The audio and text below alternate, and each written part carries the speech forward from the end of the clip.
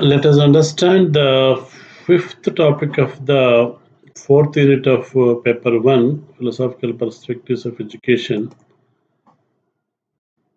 of Bachelor of Education. The fifth topic deals with the reflecting on the paradigm shift from discipline centered to learner centered curriculum.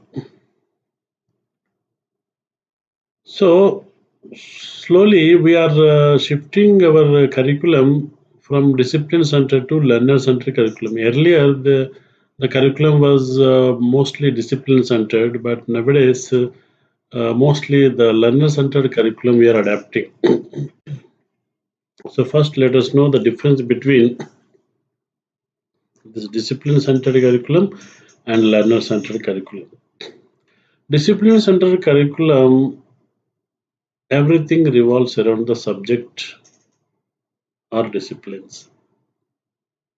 That means the selection of the topics and selection of the concepts and the number of units and the type of activities to be given to the students and kind of assignments to be given to the students. Everything will be revolving around the subject only. So it doesn't take care of the age limits or age stages of the students. Whereas a learner-centered curriculum is at the learner is the center stage. Learners' needs, learners' interests and abilities, learners' motivational levels with respect to different stages of education like primary, upper primary and secondary stage. Because at the primary level, the children are motivated in some way. At upper primary level, the children are motivated to do more activities and the at a secondary stage the children like to engage in more abstract thinking, so that's the reason the motivational levels also varies from stage to stage, and learners past experiences are also taken into consideration, their aspirations are also taken into considerations while prescribing the curriculum. So that's how we can differentiate the discipline centered curriculum and learner centered curriculum. And now let us know the details of what do you mean by discipline-centered curriculum and learner-centered curriculum. In discipline-centered curriculum, the curriculum is measured by the yardstick of attainment of mastery over the discipline. How many concepts are understood by the student and how many topics are dumped into that curriculum. So this is only focusing only on the yardstick of attainment of the mastery over the discipline. How much knowledge the student is attaining. And this type of curriculum tends to encourage memorization of the content areas mechanically. So the discipline-centered curriculum, since it's containing a more number of topics, and children don't find sufficient time to explore the things experimentally or experientially. So they resort to memorization of the concepts, and that too mechanically, without understanding the derivatives and applications of the topics. In addition to this, the discipline-centered curriculum mostly focuses on what to learn in the place of how to learn. So there is no scope for giving the students to enough time to design their own learning styles. Only this has to be learned by you. That's it. And this is the rule of the thumb of disciplines under curriculum. And as a result, the students will be going on learning the things without focusing much on innovation and creation of the things and understanding the things holistically. And discipline centered curriculum also makes the child a passive organism who is destined to learn at the mercy of the teacher. Their needs and interests are not taken care. So the students will become passive learners. And further, in the discipline-centered curriculum, examination is considered as be all and end all of the discipline. This is more examination oriented. See, the presently our schooling system is also more examination oriented. How many marks you are getting, how best you are giving examination, how best you are getting ready for the examination. This is only focused rather than how much you efficient knowledge you have acquired and how many derivatives and applications you have derived out of your knowledge. This is not bothered. And next, the curriculum is not at all related to the life of the learners outside the school because the discipline centered curriculum does not focus on the experiential learning. So it focuses more on the subject inputs. So as a result, the learners outside school life is not taken into consideration in this discipline centered curriculum. And the major drawback of the curriculum is the fact that knowledge is divided into watertight compartments. In this discipline centered curriculum, knowledge is divided into watertight compartments. This is science, this is social, this is language, and this is mathematics. Thus, relegating the principle of integration and correlation of the disciplines to the background. So, there is no focus on the integration and correlation of the subjects. And further, there is no scope for transfer of learning and for the teachers to bring outside world into the classroom. Since there is no correlation among the subjects, the students cannot obtain the skill of transfer of learning of one subject to other. Usually, if there is any correlation, students, if they learn one subject, they can really transfer that learning to learn other subjects. In this discipline centered learning, this is not possible. And next, let us see the components of the learner centered curriculum.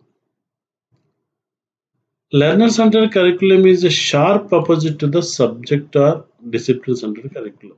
This is totally opposite to the discipline centered curriculum. In this, importance is attached to the learners. Learner is at the center stage. There is no dumping of the concepts, there is no dumping of the topics without considering the students' needs and aspirations. So the students' needs and aspirations are taken into consideration, and learners' interests and abilities and motivational level, past experiences, aspirations, etc., are taken into consideration. So this gives more focus to the learner. See, forget what amount of knowledge they are getting with respect to the subject knowledge, but how best they have understood the subject to lead their life successfully and efficiently and effectively, to solve their problems efficiently and effectively.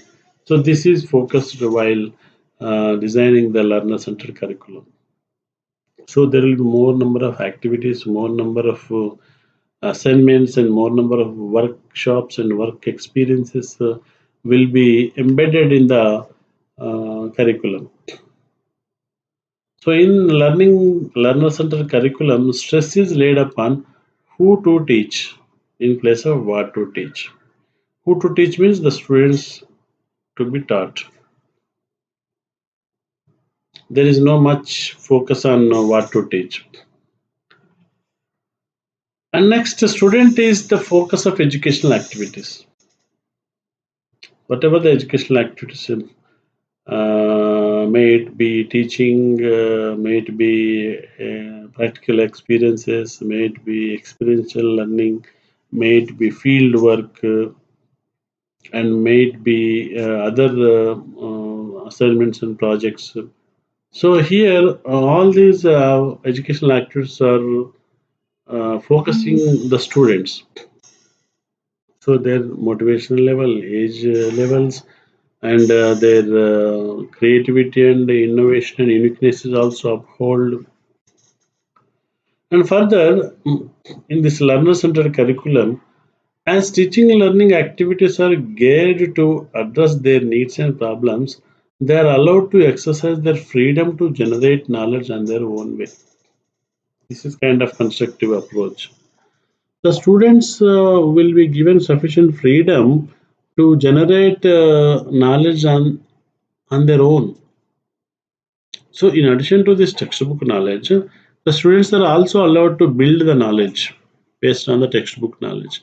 And this definitely develops a lot of creative abilities among the students, and the students' practical knowledge also will be uh, uh, increasing. And next, in this learner-centered curriculum, students decides what to learn and in what extent. So students' opinions are also taken into consideration and what they want to learn and to what extent they want to learn. See, unnecessarily, students should not be imposed to learn many subjects without their willingness. There is no use also. If the students are more interested to learn some 4 or 5 subjects, let them limit to that subjects only. And in each subject, if the students wants to learn certain topics and they don't want to learn certain other topics, let the students learn the same thing. So this is the criteria while selecting and the components of the curriculum. The students also will be given a chance to decide what to learn. And in the learner-centered curriculum, role of the teacher is subsidiary. Teacher is considered as a facilitator who helps children construct knowledge. Being uh, as a facilitator, and the teacher will be basing the learning experiences on the past experience of the children and the observational capabilities of the children. So that's how the learner-centered curriculum encompasses method of teaching that shifts the focus of instruction from teacher to the learner. Further, the learner-centered curriculum aims at developing learner autonomy and independence by putting responsibility for the learning path in the hands of the students. Here, learner exercises more autonomy than the teacher.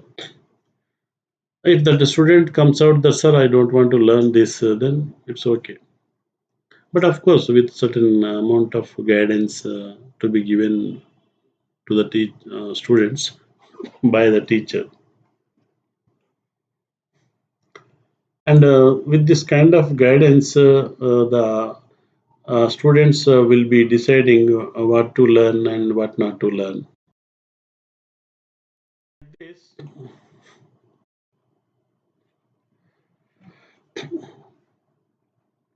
learner autonomy is exercised and it also addresses the individual differences by meeting their needs and abilities. In this learner centered curriculum, individual differences are catered to because some students learn fast, some students learn slowly, and some students want to do experimentation, and some students want to adapt to experiential learning. So, these kinds of individual differences will be met in this learner centered curriculum. And further, the learner learns in a learner friendly environment without any element of punishment or fear. See, there is no room for punishment in this learner centered curriculum. And the learning environment is also learner friendly. So, if the child wants to learn in the fields, the teacher has to provide that learning experience. If the learner wants to learn the things in the laboratory, the teacher has to provide the laboratory experience. So this kind of learner-friendly environment is generated without scolding or without finding fault with the students or without blaming the students. And then all children learn at their own pace in an enabling environment. So self-pacing is allowed. Children are not put to competition, and children are not compared with the performance of others. Children will be learning at their own pace. So this really enhances their capability to understand the subjects. But some precaution has to be taken by the teacher that in the name of this autonomy, or in the name of that you can learn how much you want. Negligence from the part of the students should not be encouraged and allowed. So if at all any student is taking leniency of this kind of learning at own pace, should not lead to negligence of learning the things. So to that extent, the teacher has to intervene, and the teacher has to guide the students. Of course, teacher is going to play the role of facilitator. Further, learner-centered curriculum gives primacy to the learners' experiences, their voices, and their active participation. So students are also coming to the school with immense experiences, and their experiences will be given weightage, and their voices are heard, and their active participation is encouraged in this learner-centered curriculum. And this learner-centered curriculum provides a plethora of opportunities to children for construction of knowledge instead of memorization. Memorization is not encouraged at all, and the children are allowed to construct the knowledge, and this will develop creativity among the students and to make them to think innovatively, and they also make different combination of the things they are learning, and as a result they'll become vertical creators, and they create something new out of what they learn. Further, it provides a space for them to question and inquire and debate, reflect, and arrive at concepts or create new ideas. So, with this kind of environment, definitely the students will start questioning the status quo, and they will be questioning which are having ambiguity, and they also inquire into the things of the subject on their own, and they also debate with the teacher and classmates. They reflect upon the concepts from their own perspective, and based on their own life experiences. And as a result, they learn to arrive uh, to create certain things, and also certain new ideas will be generated by the students. And from the pedagogical standpoint, learner-centered curriculum is based on the following premises. See, with respect to the teaching methodologies, the learner-centered curriculum is based on teaching practice should involve all the students in the learning tasks without any discrimination. So while the teachers are taking the training, um, it has to involve all the students in the learning tasks without any exception. And next, the teachers teach the students how to learn, how to think, how to solve, how to hypothesize, how to analyze and evaluate. See, in the teaching process, students are also made a part of the pedagogy. It's not a one-way communication; it is a two-way communication. And teachers teach the students certain skills of how to learn, how to think. They train the students how to solve the problems, and how to hypothesize, and how to test them, and how to analyze and evaluate the hypothesis. So this kind of vibrant environment to definitely make the children more active and more contributing and more dynamic. And in fact, this attracts each and every student because each and every student is honored and each and every student's experiences are taken into consideration. Teaching encourages learners to reflect on what and how they are learning. See, the learners also reflect by themselves, by the encouragement of teachers, what they are learning, how they are learning. So these kinds of facilities are there in this learner-centered curriculum, and the pedagogical practices also will be changing in this learner-centered curriculum. Lecture method and this kind of inactive, passive learning is not allowed in this learner-centered curriculum. Further, focusing on motivating students to learn at their own pace, thus they are the controllers of the learning process. It is not the teacher who pressurizes the child to learn the things at the expectations of the teachers. No, the students only decide once they want to spend some extra time to learn certain things. They will be allowed, and if they want to take some extra time, they are allowed. And if they want to learn some extra things, they are allowed. So this kind of facilities the provided in this learner-centered curriculum, but it is difficult to implement in the school setup. Certain other facilities and infrastructure facilities and teachers also should be in more number, and certain special timetables also should be prepared where the students only work for some hours in a week like that.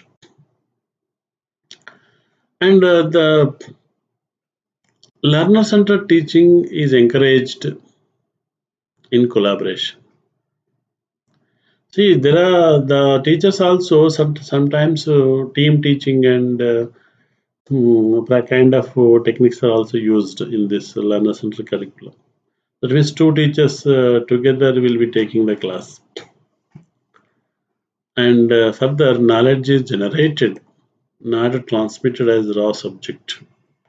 See, whatever the basic ideas that are there, they will be built upon the personal experience of the students. The knowledge is not given directly to the students. And next, knowledge is taken as a continuum as generated from experiences in the actual field through observation, verification, and transmission. See how wonderfully the students will understand the things when they are learning from the field and when they are learning through their observation and they are verifying on themselves and also transmitting to their classmates. And understanding that the learners needs to be given top priority that we have understood. And let us compare these two uh, styles of curriculum framing. See, the discipline centered and learner centered. Now, whatever we have discussed so far, just let us consolidate the differences and how the presently the school curriculum is shifting from discipline centered to learner centered. Gradually, almost we have completed that process. Nowadays, more of the learner-centered curriculum inputs are introduced into the school curriculum. Let us briefly consolidate the major shift from the discipline-centered to learner-centered. See, the discipline-centered curriculum will be more teacher-centric and will have stable design, whereas the learner-centered curriculum will be learner-centric and there will be more flexible process. And discipline centered curriculum, there will be teacher direction and decision. Whereas in this, learner autonomy and freedom. And next, in discipline centered curriculum, teacher is a monitor of learning. Whereas in the learner centered curriculum, Teacher plays only a facilitator role. He is only supporter and encourages learning. And another major shift is that in discipline-centered curriculum, learning space is within four walls of classroom in discipline-centered curriculum. But whereas in learner-centered curriculum, learning is provided in wider social context. That means students will be taken out, students will be taken to the field, will be taken to the different organizations. That means the students will be getting first-hand knowledge. And another thing, another major shift between discipline center to learner center curriculum is learning is passive in discipline center curriculum, whereas in learner center curriculum, learning is active process and entails active participation of learners in learning process. And further, in discipline center curriculum, knowledge is fixed and given from one end, whereas in learner center curriculum, knowledge is evolved and created. See, the students' creative thoughts will be encouraged and honored. And another shift is that in discipline-centered curriculum, disciplinary focus is made. That means subject knowledge, dumping of the subject knowledge, and single subject will be uh, dumped with several concepts. So this is science, this is this thing, this is maths, this is language like that. Whereas in learner-centered curriculum, a multidisciplinary focus is made. That means the subjects will be taught in a collaborative manner and in correlation style. And students will be offered to learn the subjects as per their interest and as per their aspirations. So, multidisciplinary focus is made in the learner-centered curriculum. And another major shift is that from discipline center to learner center curriculum is discipline center curriculum will provide a linear exposure, a straight line kind of exposure, whereas the learner center curriculum will provide multiple exposures. That means the multiple exposures are designed and provided to the students. Next, another shift is that discipline center curriculum. The curriculum will be short and few appraisal. That means at the end of some quarters, end of the 6 months, that time only the appraisal of the students' development will be made. Whereas in learner center curriculum, the appraisal of the students' development will be regular and in a continuous manner. And likewise, there are so many other shifts from discipline center to learner center curriculum that in the discipline center curriculum, teaching practices revolves around one subject, whereas in the learner center curriculum, teaching practice revolves around many contexts across the curriculum. And further, in discipline center curriculum, content is divided into separate and distinct disciplines. So we call them as the silos. That means one subject means that only, no correlation with other subject. So the subjects are taught as a standalone disciplines. Whereas in this learner centered curriculum, content is not fragmented or broken into isolated compartments. So the silos are broken. That means subjects correlation, integration is encouraged to understand the knowledge as a whole. So this makes the students to understand the things in a holistic perspective. And then content is not suited to individual difference of the students in discipline centered. whereas the content takes into consideration the individual difference among the students. And lastly, the choice of selection of the subjects is limited in the discipline-centered curriculum, whereas students can have multiple choice of selection of the subjects in learner-centered curriculum. So, the more the number of choices are given to the students, the better the students will excel in the studies. Instead of we prescribing only limited subjects, as it is there in the discipline-centered curriculum. That's how we can understand the major shift from the discipline-centered to the learner-centered curriculum. Now, the present order of the day is learner-centered curriculum.